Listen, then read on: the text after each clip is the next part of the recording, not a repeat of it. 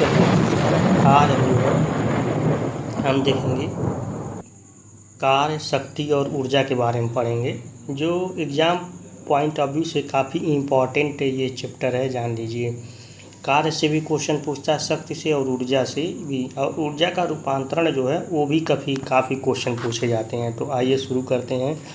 तो पहले हम समझ लेते हैं कार्य क्या है। तो कार्य आप देखेंगे, कार्य जो है आपका एक जो दैनिक जीवन में किया गया कार्य है। तो लेकिन हम जो है देखेंगे कि फिजिक्स के भाषा में, भौतिक भाषा में हम उसको कैसे जो है परिभाषित करते हैं। कार्य की माप लगाए गए बल और बल की दिशा में वस्तु का जो विस्थापन का गुणनफल के क्या होता है, बराबर होता है। मतलब W बराबर F इंटू डी होता है आपका, ठीक है ना। ये ध्यान दीजिए आप, W बराबर F इंटू डी होता है। ये F जो है न्यूटन है और D क्या है आपका, डिस्प्लेसमेंट है। तो इसका मात्रक जो हो जाता है जूल हो जाता है आपका। क्या हो जाता है, जूल हो जाता है। तो ये ध्यान देना है आपको, ठीक है ना। फिर आगे देखिए, यही लिखा है ना, वर्क बराबर फोर्स इंटू डिस्प्लेसमेंट।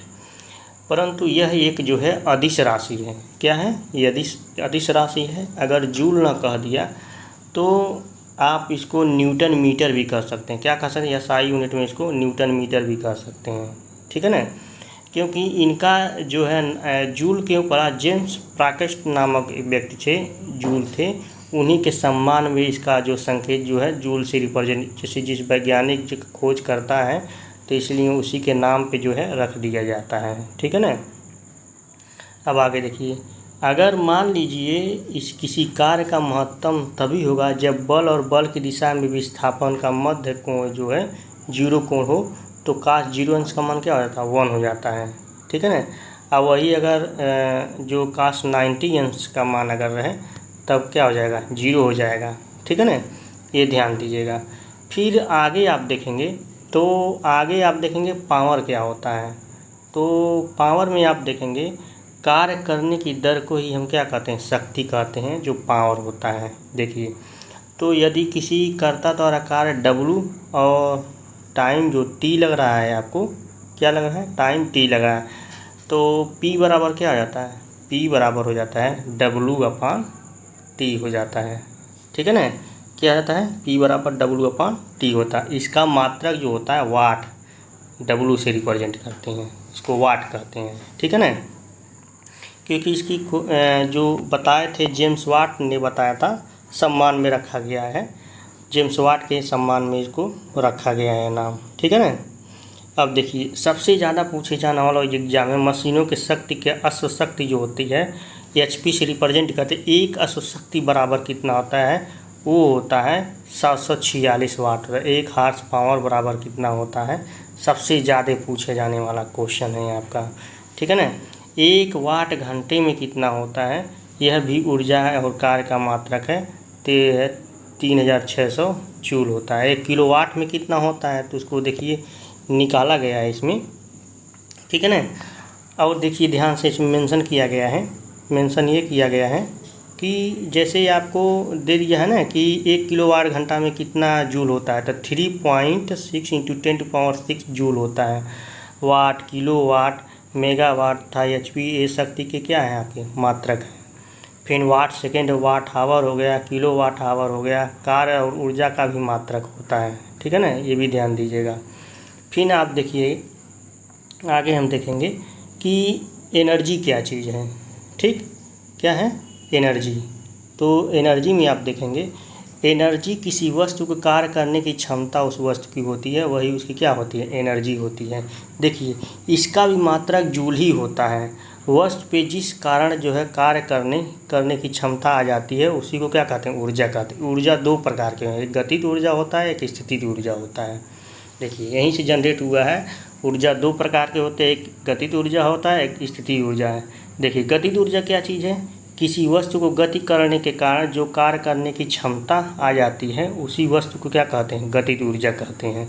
जैसे यम द्रव्यमान का कोई वस्तु है, v वेग से चल रही है, तो गतिज ऊर्जा काइनेटिक एनर्जी बराबर 1/2 mv² हो जाएगा। अर्थात ये भी प्रश्न पूछा गया है, किसी वस्तु का द्रव्यमान 2 गुना कर दें तो उसकी ऊर्जा कितनी गुनी हो जाएगी, तो वो 2 गुनी हो जाती है। कितना हो जाता है, 2 गुना हो जाता है।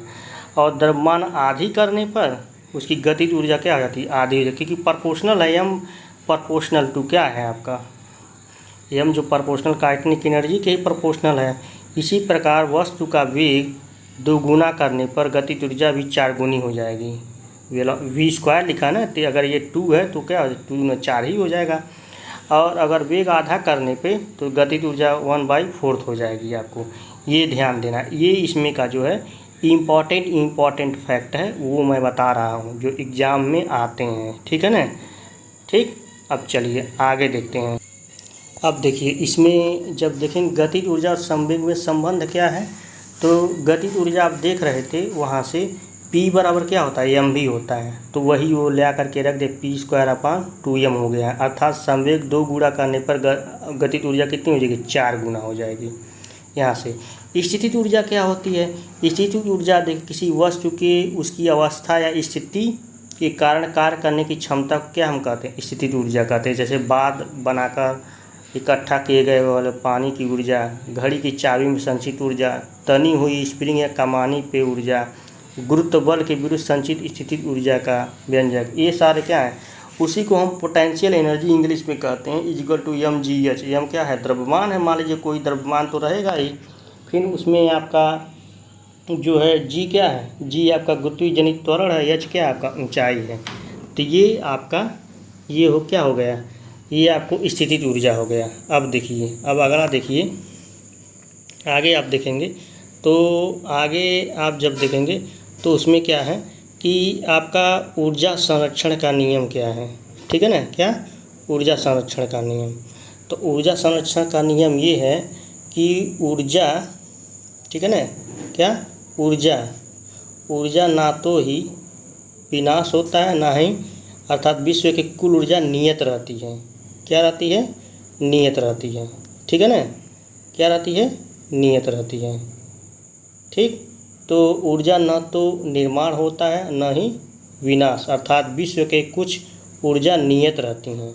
ऊर्जा को केवल एक रूप से दूसरे रूप में रूपांतरण किया जाता है। क्या जाता है, एक रूप से दूसरे रूप में रूपांतरण है। जब भी ऊर्जा किसी रूप में लुप्त होती है तो ठीक उतनी ही ऊर्जा जो है अन्य रूपों में प्रकट हो जाती है। ठीक है ना, और ऊर्जा संरक्षण का यही नियम कहलाता है। ठीक है ना, क्या कहलाता है, ऊर्जा संरक्षण का यही नियम कहलाता है। ठीक है ना, अब ध्यान दीजिए, अब आगे देखिए।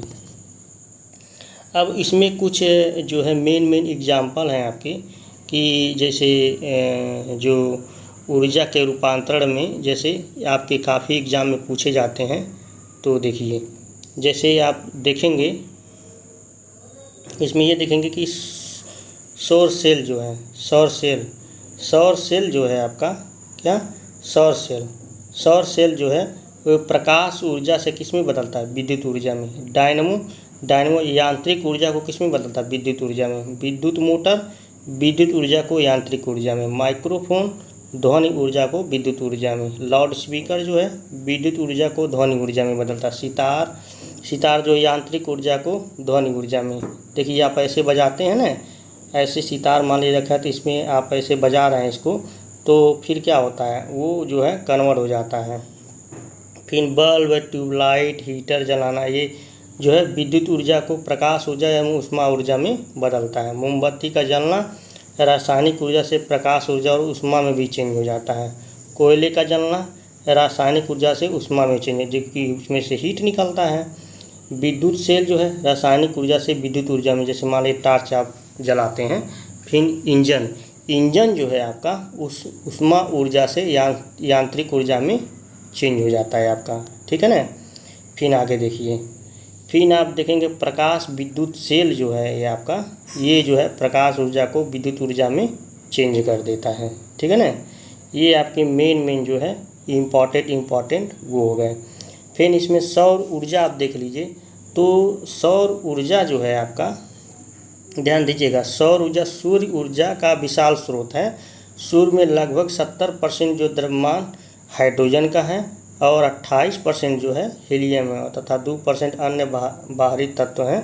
सूर्य के केंद्र पे कोर का तापमान और दाब जो है 1.57 केल्विन लिखा है और 2 × 10⁻16 जो है न्यूटन प्रति वर्ग मीटर है आपका, ठीक है ना। ठीक, और केंद्र पर उसका ताप और दाब होने के कारण नाभिकीय संलयन होता है, न्यूक्लियर फ्यूजन। जब हाइड्रोजन और हीलियम मिला के जब नाभिक का निर्माण करते हैं, नाभिकीय संलयन होता है, तो उसमें से ऊर्जा इमिट होता है।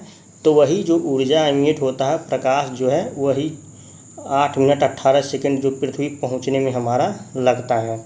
और देखिए, पृथ्वी पर सूर्य की ऊर्जा जो है मुख्यतः विद्युत चुंबकीय तरंगों के रूप में ही पहुंचती है, सौर विकिरण कहलाते हैं। वही विकिरण जो है कि गुण अंदर उसके उपस्थित तरंगों तरंगदैर्घ्य भी निर्भर करता है। ऊष्मा अनुभव कराने के लिए हम विकिरण को अवरक्त और वस्तुओं को दर्शन कराने के लिए विकिरण दृश्य विकिरण का प्रकाश करते हैं, ठीक है ना। तो ये मेन जैसे आपके एग्जाम में सबसे ज़्यादा पूछे जाने वाला सवाल ये है कि ऊर्जा का रूपांतरण जो सौर सेल, डायनमो, विद्युत motor, microphone, loud speaker, sitar, tube light, lighter, heater जलना, मोमबत्ती जलना, कोयले जलना, विद्युत सेल, इंजन, प्रकाश विद्युत, ये काफ़ी ज़्यादा इम्पॉर्टेंट क्वेश्चन है आपका, ठीक है ना।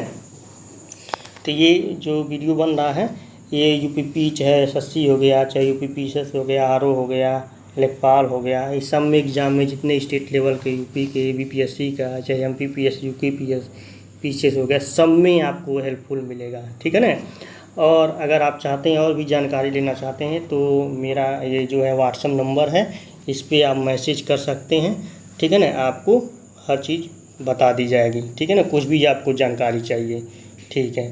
धन्यवाद।